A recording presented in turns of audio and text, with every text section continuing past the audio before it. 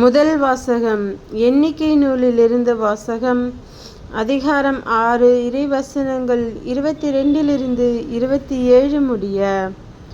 ஆண்டவர் மோசேயிடம் கூறியது: நீ ஆரோனிடமும் அவன் புதல்வரிடமும் சொல், நீங்கள் இஸ்ரேல் மக்களுக்கு ஆசி கூற வேண்டிய முறை.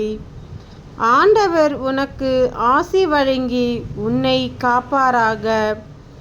ஆண்டவர் தம் திருமுகத்தை உன்மேல் ஒளிரச் செய்து உன்மீது அருள் பொழிவாராக. ஆண்டவர் தம் திருமுகத்தை உன் பக்கம் திருப்பி உனக்கு அமைதி அருள்வாராக. இவ்வாறே அவர்கள் என் பெயரை இஸ்ரேல் மக்களிடையே நிலைநாட்டுவர். நானும் அவர்களுக்கு ஆசி வழங்குவேன். ஆண்டவரின் அருள்வாக்கு. இறைவா உமக்கு நன்றி.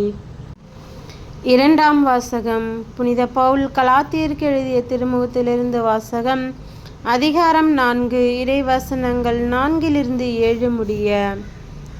ஆனால் காலம் நிறைவேறிய போது திருச்சட்டத்திற்கு உட்பட்டிருந்த நம்மை மீட்டு தம் பிள்ளைகள் ஆக்குமாறு கடவுள் தம் மகனை பெண்ணிடம் பிறந்தவராகவும் திருச்சட்டத்திற்கு உட்பட்டவராகவும் அனுப்பினார். நீங்கள் பிள்ளைகளாய் இருப்பதால் கடவுள் தம் மகனின் ஆவியை உங்கள் உள்ளங்களுக்குள் அனுப்பியுள்ளார். அந்த ஆவி அப்பா, தந்தையே என கூப்பிடுகிறது.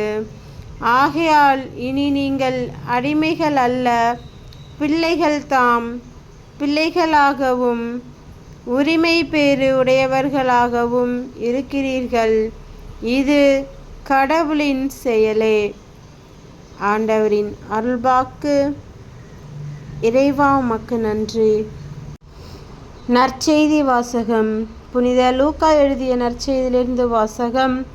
அதிகாரம் 2, இறைவசனங்கள் 16 21 முடிய.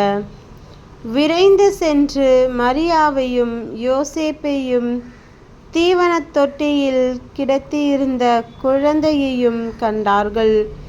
பின்பு அந்த குழந்தையை பற்றி தங்களுக்கு சொல்லப்பட்ட செய்தியை தெரிவித்தார்கள். அதை கேட்ட யாவரும் இடையர்கள் தங்களுக்கு சொன்னவற்றை குறித்து வியப்படைந்தனர். ஆனால் மரியா இந்நிகழ்ச்சிகளை எல்லாம் தம் உள்ளத்தில் இருத்தி சிந்தித்து கொண்டிருந்தார். இடையர்கள் தாங்கள் கேட்டவை கண்டவை அனைத்தையும் குறித்து கடவுளை போற்றி புகழ்ந்து பாடிக்கொண்டே திரும்பிச் சென்றார்கள். அவர்களுக்கு சொல்லப்பட்டவாறு எல்லாம் நிகழ்ந்திருந்தது. குழந்தைக்கு விருத்த சேதனம் செய்ய வேண்டிய 8ஆம் நாள் வந்தது.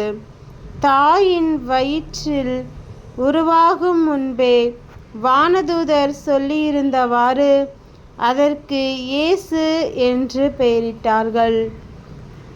கிறிஸ்துவின் நற்செய்தி. கிறிஸ்துவே உமக்கு புகழ்.